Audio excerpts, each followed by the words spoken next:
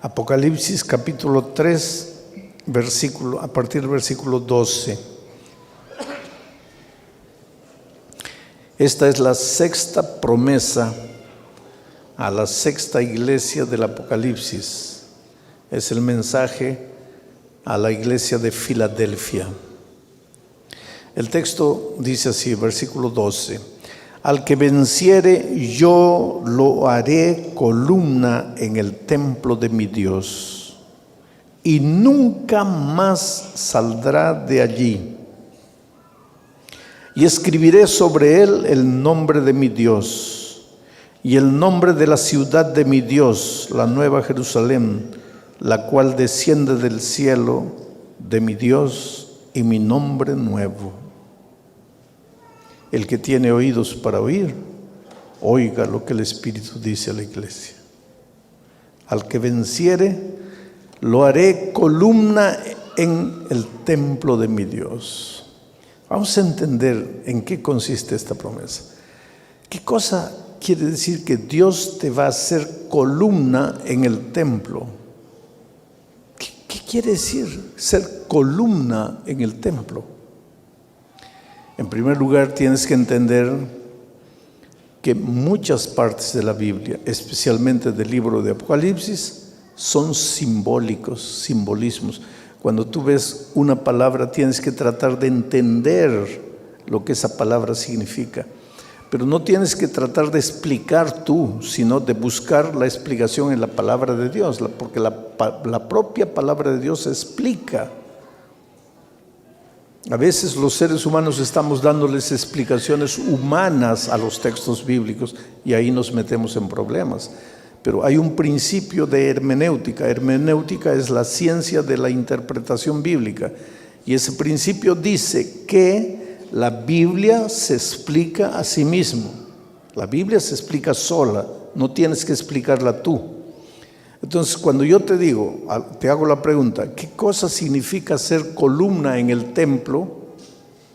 Tú primero tienes que entender qué cosa es el templo de Dios. Y para entender qué cosa es el templo de Dios, tú no tienes que dar tus opiniones, tú tienes que leer la Escritura, porque la Escritura te va a responder.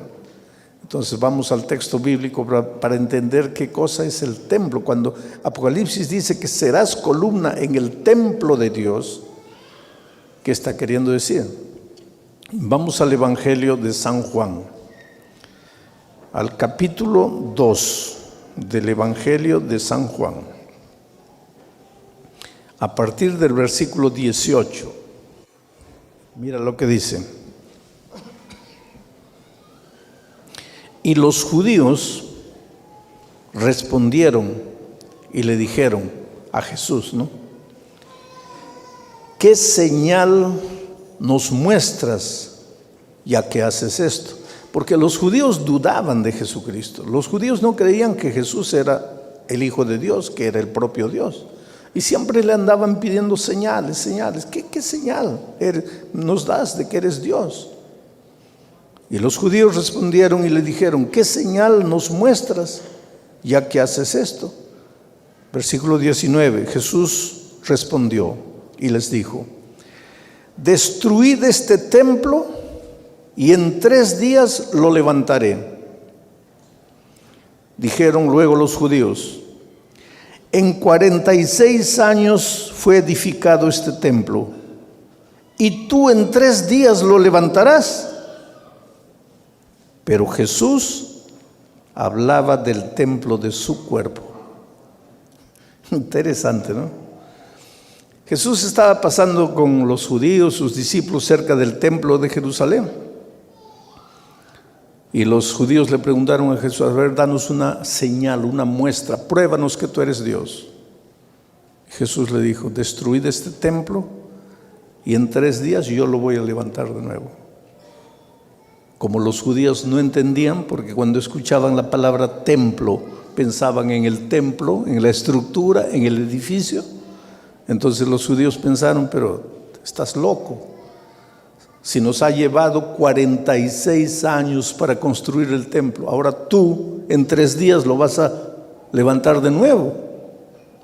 Y entonces el texto dice, pero Jesús no estaba hablando del templo de piedras, de cemento, de ladrillo.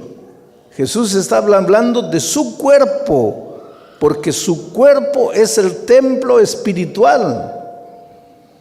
Entonces, cuando Jesús dice que si vences te va a hacer columna en su templo, no está hablando en el templo físico. Está diciendo que tú vas a ser columna en su cuerpo. Ahora se complican las cosas más. ¿Cómo es que yo voy a ser columna en el cuerpo de Cristo?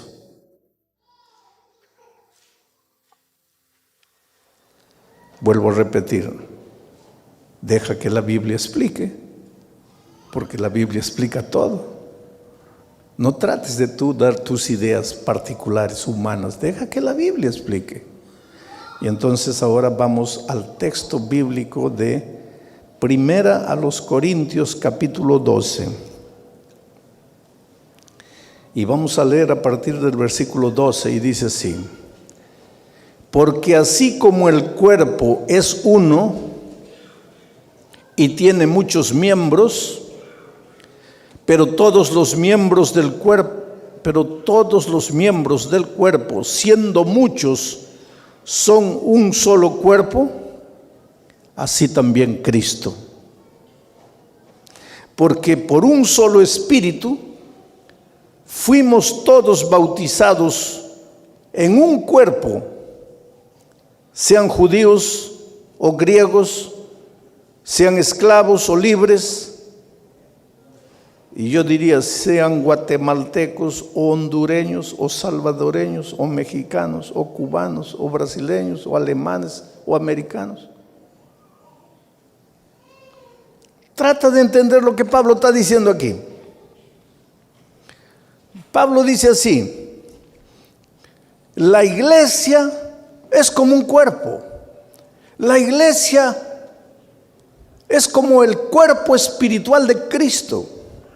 Y así como un cuerpo tiene ojos, tiene oídos, tiene manos, tiene pies, tiene riñones, tiene hígado, el cuerpo tiene muchos miembros, pero todos los miembros son un solo cuerpo. Así también es con Cristo, con el cuerpo espiritual de Cristo, con su iglesia. Su iglesia es el cuerpo, el símbolo del cuerpo de Cristo. Y así como un cuerpo físico tiene muchos miembros, la iglesia espiritual también tiene muchos miembros. Ahí está un miembro, ahí está otro miembro, ahí está otro miembro. Ahí está. Cada uno de nosotros somos un miembro del cuerpo de Cristo, del templo de Cristo. Y es interesante. ¿Qué miembro del cuerpo de Cristo eres tú? Riñón, corazón, pulmón, hígado. Es interesante esta figura, porque en el cuerpo de Cristo a veces los miembros que más aparecen son los que menos trabajan. Y los que más trabajan a veces nunca aparecen. Y eso es así en la vida también. ¿Alguna vez tú has visto una muchacha andando con la foto de su riñón? ¿Ah? Mira mi riñón. ¿No? Pero has visto a una muchacha andando con la foto de sus ojos. Mira mis ojos, azules, bonitos, verdes. Ahora yo te hago una pregunta. ¿Un cuerpo puede vivir sin ojos? ¿Puede vivir sin ojos? ¿Y sin riñón puede vivir? ¿Qué es más importante en el cuerpo, los ojos o el riñón? Pero nadie anda con la foto de su riñón. Todos andan con la foto de sus ojos. ¿Qué está queriendo decir esto?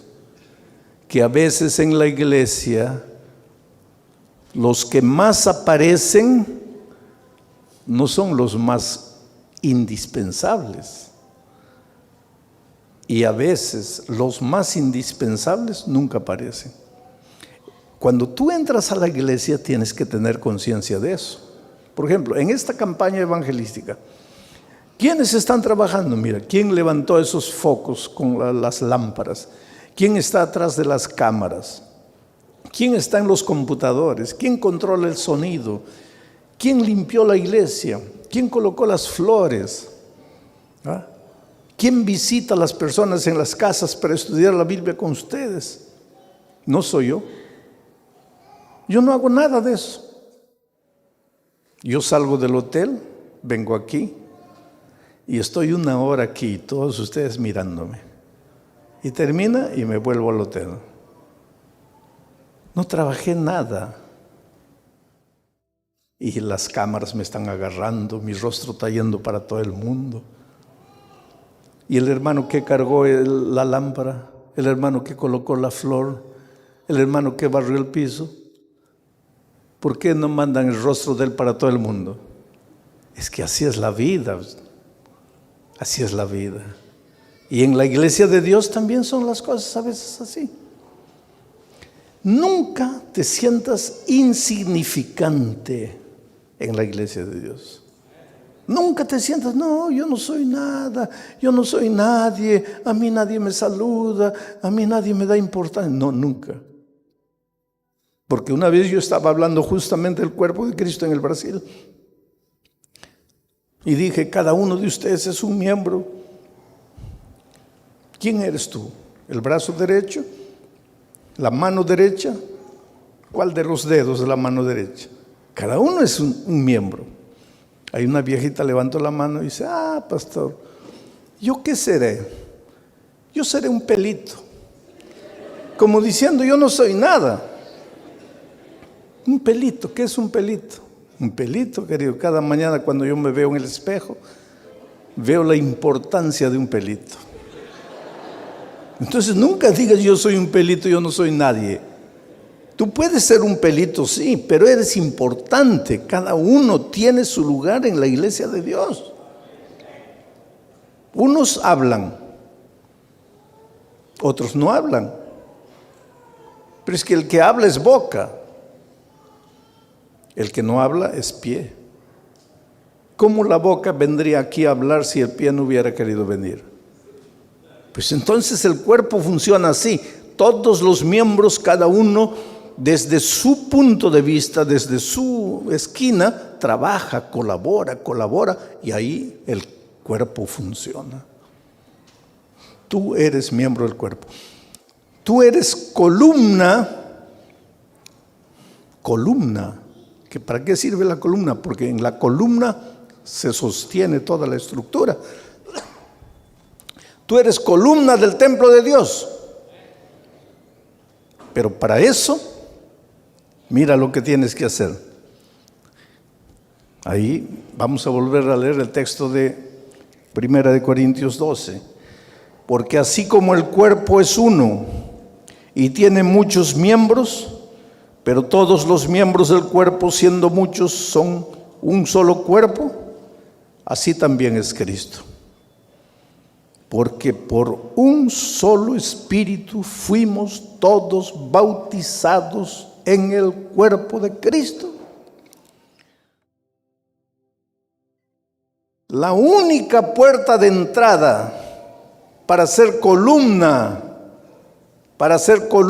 en el templo de Dios es el bautismo. Esa es la puerta de entrada para que seas columna en el templo de Dios.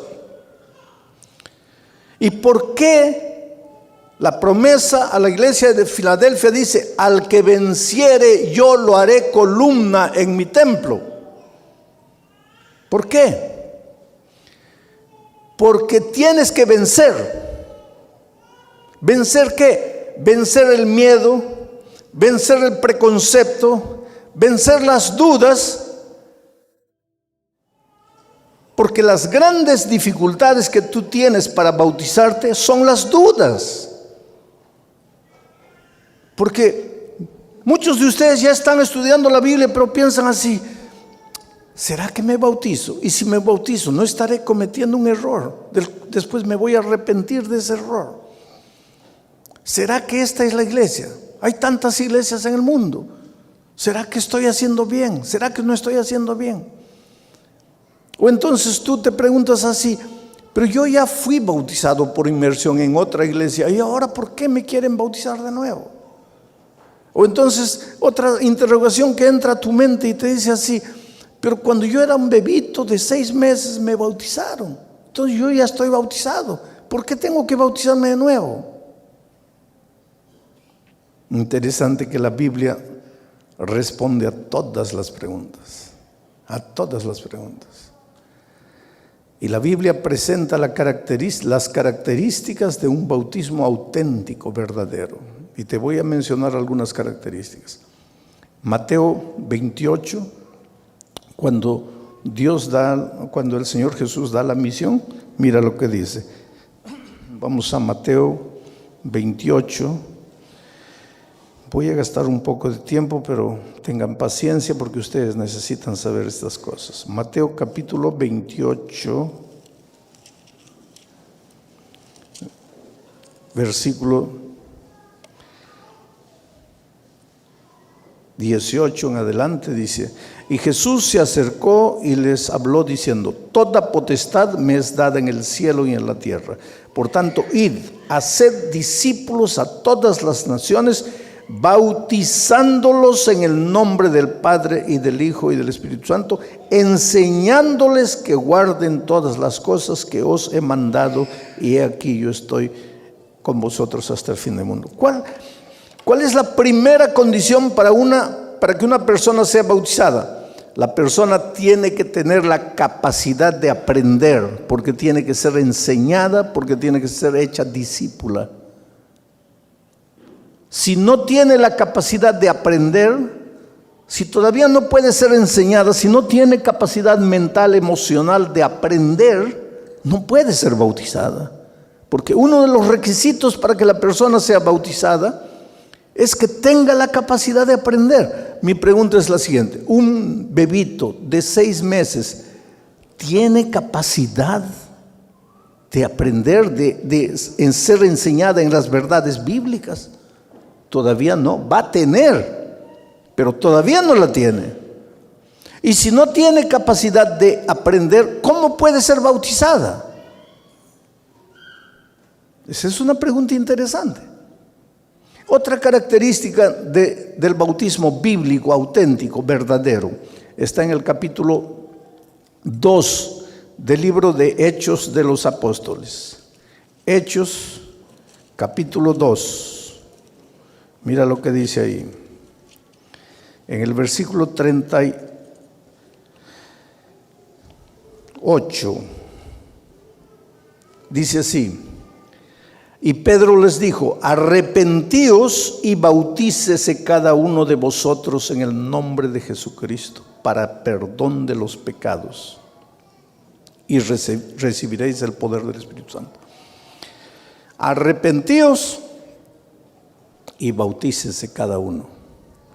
Segunda característica de un bautismo verdadero: tienes que arrepentirte de tus pecados antes de ser bautizado.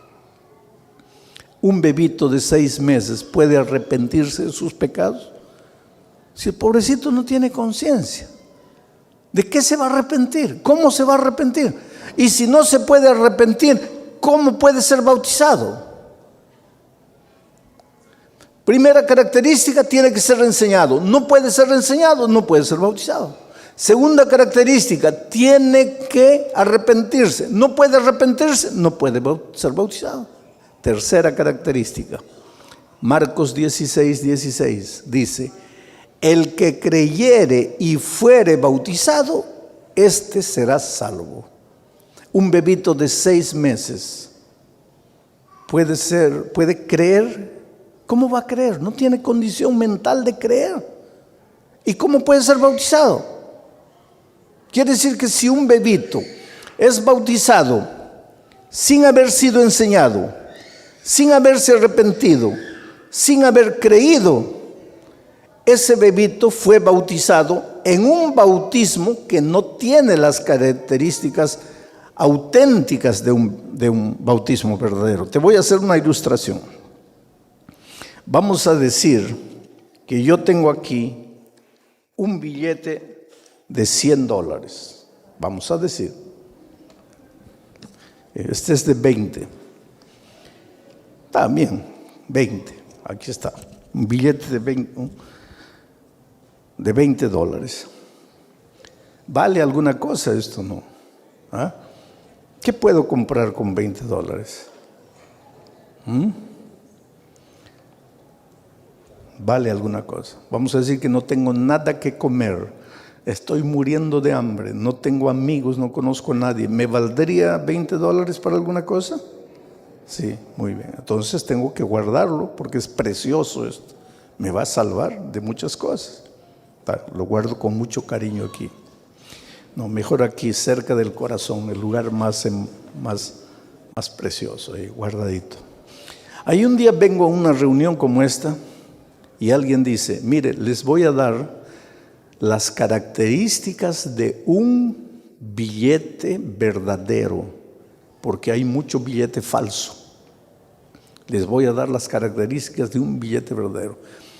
Primera característica, si pasas el dedo por el papel no es fino, el papel es medio asperito. Primera característica. Segunda característica, si tú estrujas el papel y lo sueltas, él inmediatamente se abre. Si no se abre, es falso. Si se abre, es verdadero. Tercera característica, agarras el billete y lo miras en la contraluz, vas a ver un sello de agua. Si tiene el sello, verdadero. Si no tiene, falso. Entonces tú estás hablando aquí y yo sentado ahí saco mi billete para ver si es verdadero o falso. Primera característica, el papel tiene que ser medio áspero y yo paso fino completamente y me comienzo a asustar. Ay, Dios mío. Segunda característica, si tú lo aprietas y lo sueltas, tiene que soltarse rápido y el billete no se suelta. Ay. Tercera característica, si lo miras atrás, luz tiene que tener el sello. Y yo miro, no tiene el sello. ¿Cuánto vale mi billete? Entonces ahora tú me dices, pastor, yo me bauticé cuando tenía 6 meses. Muy bien. ¿Fuiste enseñado? No. ¿Te arrepentiste? No. ¿Creíste? No. Entonces, ¿cuánto vale tu bautismo? No estás bautizado. Entonces no digas, me voy a bautizar de nuevo. ¿Qué te vas a bautizar de nuevo si nunca te bautizaste? En las características del bautismo bíblico, no te bautizaste. Pero ahora viene Pablo y dice, yo te haré columna, viene el ángel a la iglesia de Filadelfia y le dice, yo te haré columna en el templo de mi Dios. Vas a ser un miembro del cuerpo de Cristo. Vas a formar parte del templo espiritual de Dios, pero para eso tienes que entrar al tanque del bautismo, porque es a través del bautismo que se entra al templo de Dios. Y para eso tienes que vencer. ¿Vencer qué? Tu preconcepto. Porque ahora comienza el miedo. Ay, pero si yo me bautizo, mi pobre mamá que ya murió, ¿cómo se va a sentir la pobrecita si ella me bautizó a los 6 meses? ¿Tú te das cuenta de lo que tienes que vencer? Vas a tener que vencer. Por eso dice, al que venciere yo lo haré columna en mi templo, porque tienes que vencer temores, preconceptos y muchas cosas. Ahora, hay personas que se han bautizado con un conocimiento parcial del Evangelio. Ya conocían la Biblia, ya conocían la gracia maravillosa de Cristo y se bautizaron por inmersión. Pero después descubrieron otras verdades de la Biblia, otras verdades de la Biblia. Entonces yo te voy a leer aquí lo que dice. ¿Se me cayó? Bueno, gracias. Hechos capítulo 19. Pablo llegó a Efeso y encontró gente que ya se había bautizado. Ya había sido bautizada por inmersión en el agua, pero había sido bautizada con un conocimiento parcial del Evangelio. Mira, la historia dice así. Aconteció que entre tanto que Apolos estaba en Corinto, Pablo, después de recorrer las regiones superiores, vino a Efeso Y hallando a ciertos discípulos les dijo: ¿recibisteis el Espíritu Santo cuando creísteis? ¿Oísteis hablar del Espíritu Santo? ¿Sabéis lo que es el Espíritu Santo? Y ellos le dijeron: ni siquiera hemos oído si hay Espíritu Santo. O sea, ellos habían sido bautizados por inmersión, pero nunca habían escuchado el tema del Espíritu Santo. No sabían nada, no habían oído nada. Versículo 3. Entonces Pablo les dijo: ¿en qué pues fuisteis bautizados? Ellos dijeron: en el bautismo de Juan. Dijo Pablo: Juan bautizó con bautismo de arrepentimiento, diciendo al pueblo que creyesen en aquel que vendría después de él, esto es, en Jesús el Cristo. Cuando oyeron esto, ellos fueron bautizados de nuevo en el nombre del Señor Jesucristo. Aquí está una cosa interesante. Creyentes que ya se habían bautizado por inmersión, pero no habían conocido todas las verdades bíblicas. Y cuando Pablo llega y les dice: pero ustedes ya conocen el tema del Espíritu Santo, ellos dicen: ni siquiera hemos oído hablar de este tema, pero aquí está, mira, aquí está. Entonces, ¿cómo se bautizaron ustedes? Pues con el conocimiento que teníamos, que Juan nos enseñó. Y después que Pablo les explicó todas las verdades, ahora ellos se bautizaron de nuevo en el nombre del Señor Jesucristo. O sea, si tú has sido bautizado con un conocimiento parcial del Evangelio, pero después llega un conocimiento mayor del Evangelio, no tengas miedo de bautizarte, aunque te hayas bautizado por inmersión. Porque eso es lo que hicieron estos discípulos. Pero queridos, es evidente que todos en el fondo tenemos miedo de lo desconocido, porque el ser humano es muy afianzado a sus raíces. Entonces, bautizarse quiere decir salir de lo que conoces y pisar en lo que no conoces. Entonces, eso te provoca un cierto miedo.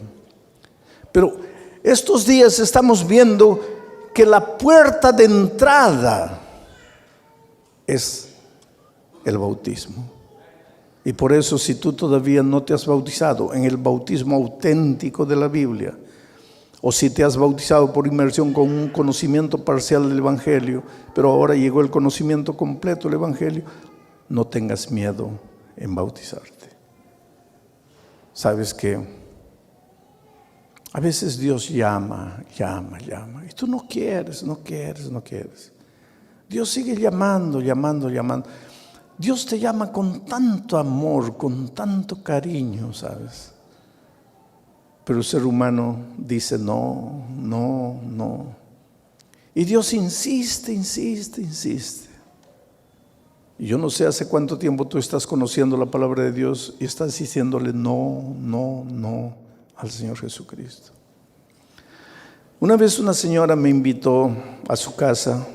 Ella era miembro de iglesia. El esposo no quería saber nada de la iglesia.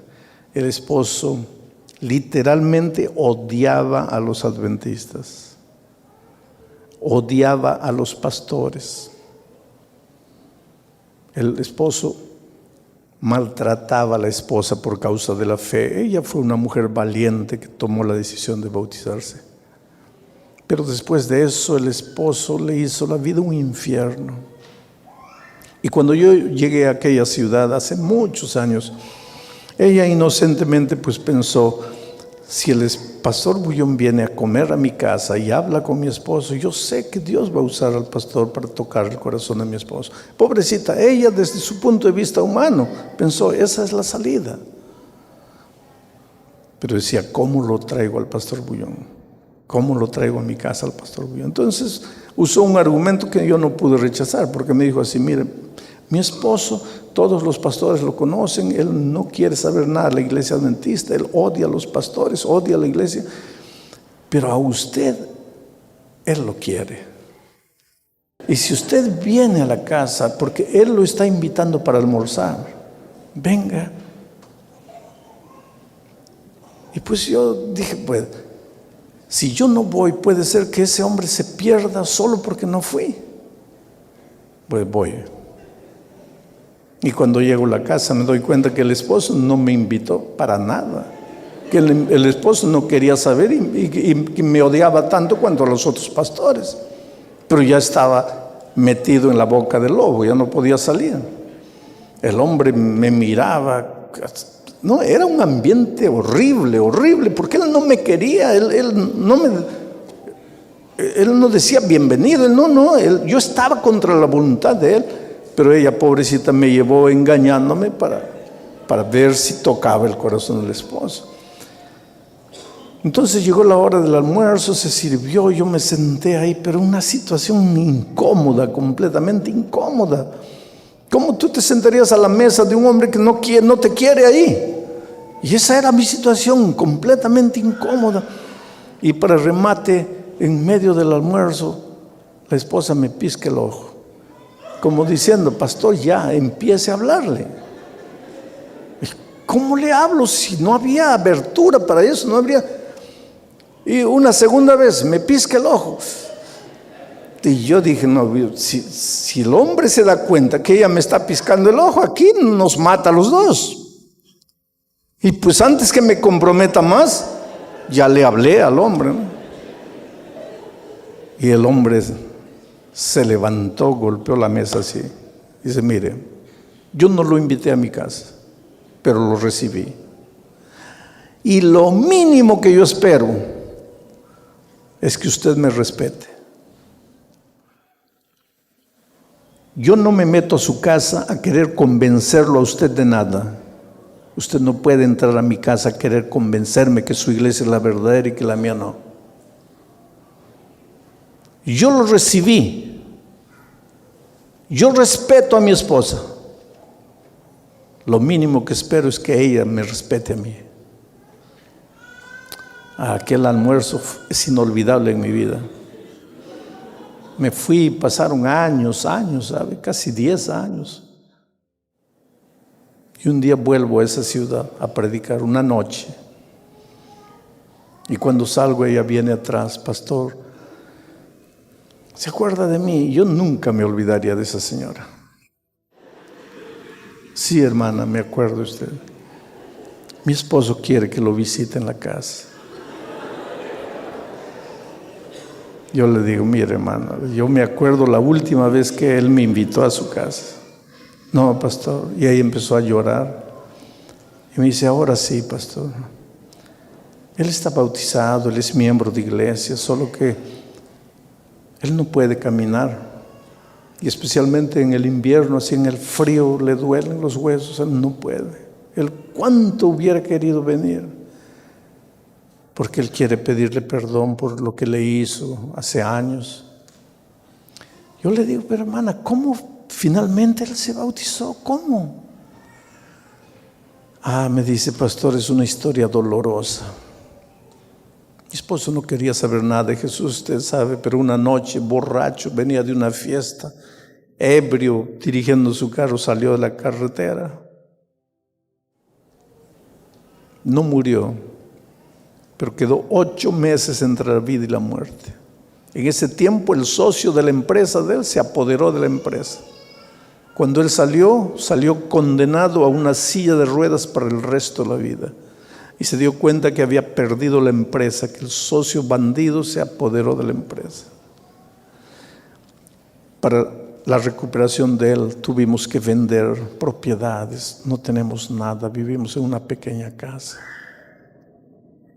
Y un día, pastor, yo entré a la casa, lo encontré llorando. Le dije, ¿qué te pasa? Y él me dice, ¿tú crees que Jesús me aceptaría como estoy? Claro, ¿por qué no? Y él dice, no. Cuando yo tenía dinero, tenía una empresa, tenía vida, tenía salud, yo nunca quise. Ahora sin nada, enfermo, sin poder andar. ¿Tú crees que Jesús me va a aceptar? Y ella lo abrazó y lo besó y le dijo, claro, ¿Quién te dijo a ti que Jesús estaba interesado en tu empresa, en tu dinero? Jesús te ama a ti. Y un día fue al tanque del bautismo, cargado por 4 diáconos, y lo hicieron entrar al tanque y fue bautizado. Yo me pregunto, Él no podría haber venido andando con sus propios pies, así como tú cada noche te levantas y vienes. ¿No podría haber entrado al tanque del bautismo andando con sus propios pies? Podría. No quiso. Durante años y años Dios lo llamó con amor, lo llamó, no quiso.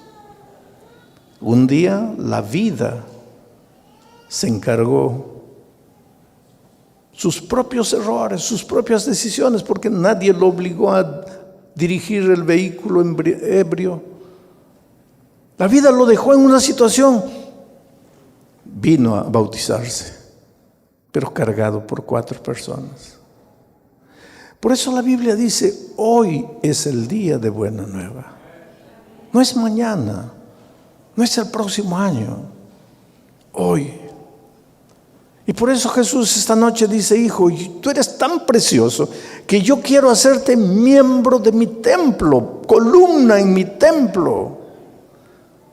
Tú me vas a servir, tú vas a ser un predicador del Evangelio, tú vas a ser una cantante del Evangelio, tú vas a, un día, de aquí a 2, 3 años, vas a estar corriendo, participando de la vida de la iglesia, pero sentado ahí sufriendo. No, yo tengo un plan para ti, tú vas a ser columnas, sustentáculo, las columnas que sostienen mi templo, tú eres importante para mí, pero tienes que bautizarte.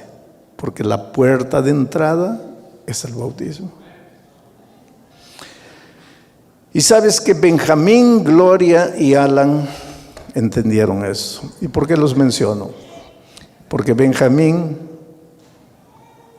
Gloria y Alan fueron miembros de una iglesia y fueron bautizados por inmersión. Y durante esta semana ellos lucharon mucho porque decían así, si ya fuimos bautizados por inmersión, ¿por qué necesitamos bautizarnos de nuevo? ¿Acaso la Biblia no dice que hay un solo bautismo? Sí, la Biblia dice que hay un solo bautismo.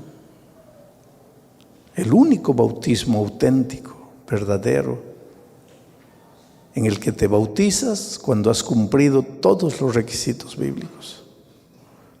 Y si te has bautizado sin cumplir los requisitos bíblicos, entonces no estás bautizado. Entonces no digas que te estás bautizando por segunda vez. Te estás bautizando por primera vez en tu vida. Y esta noche, pues, Benjamín entra al tanque del bautismo. Benjamín enseña la palabra de Dios. Él conoce la Biblia. Imagínate, yo hablando con él atrás, le decía, ¿cómo vas a hacer una bendición para esta iglesia? ¿Cómo vas a predicar el Evangelio ahora con una fuerza completa? Su esposa estaba animadísima, feliz de la vida. Y Alan, que ama mucho a sus padres, en la flor de la vida, en la juventud, también decidió unirse a sus padres en la ceremonia bautismal de esta noche. En este momento ellos están entrando. Benjamín, Gloria y Alan. Y si tú estás sufriendo en tu corazón, luchando para vencer el miedo, el preconcepto, el temor, la duda, yo estoy orando en tu corazón para que Dios haga maravillas en tu vida. Y tú formes parte de las columnas del templo.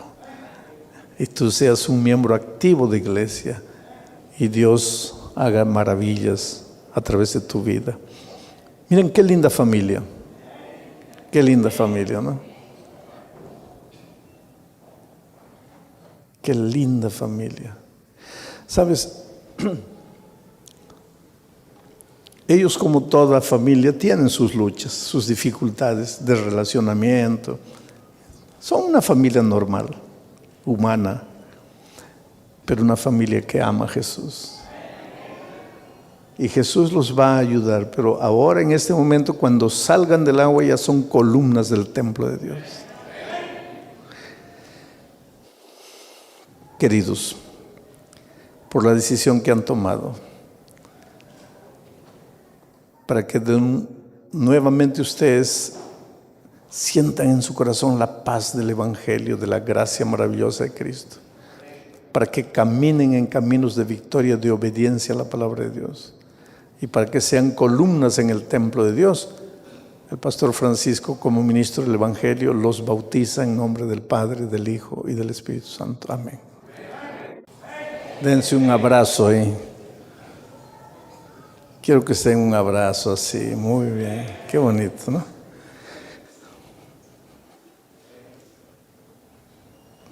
Hay un himno que dice: ¿qué sería de mí si no me hubieras encontrado? ¿Dónde estaría yo si no me hubieras buscado? Sería como un pájaro herido, vagaría sin rumbo, sin dirección. Dios te encuentra en la vida como una piedra bruta, pero ve dentro de ti el diamante que existe. Y si tú le entregas la vida, Él te va lapidando, te va lapidando, te va lapidando. Y saca de ti el brillante, el diamante que nadie conoce. Entrégate a Jesús, ríndete a Jesús. El llamado de esta noche no es para todos. Los miembros de iglesia bautizados ya un día tomaron su decisión. Las personas que se levantaron anoche ya no necesitan levantarse esta noche, porque anoche ya tomaron su decisión del bautismo. El llamado de esta noche es para los que quieren bautizarse, quieren prepararse para el bautismo, pero que no se han levantado anoche, porque no estuvieron o porque no pudieron, pero que esta noche sienten que quieren ser columnas en el templo de Dios.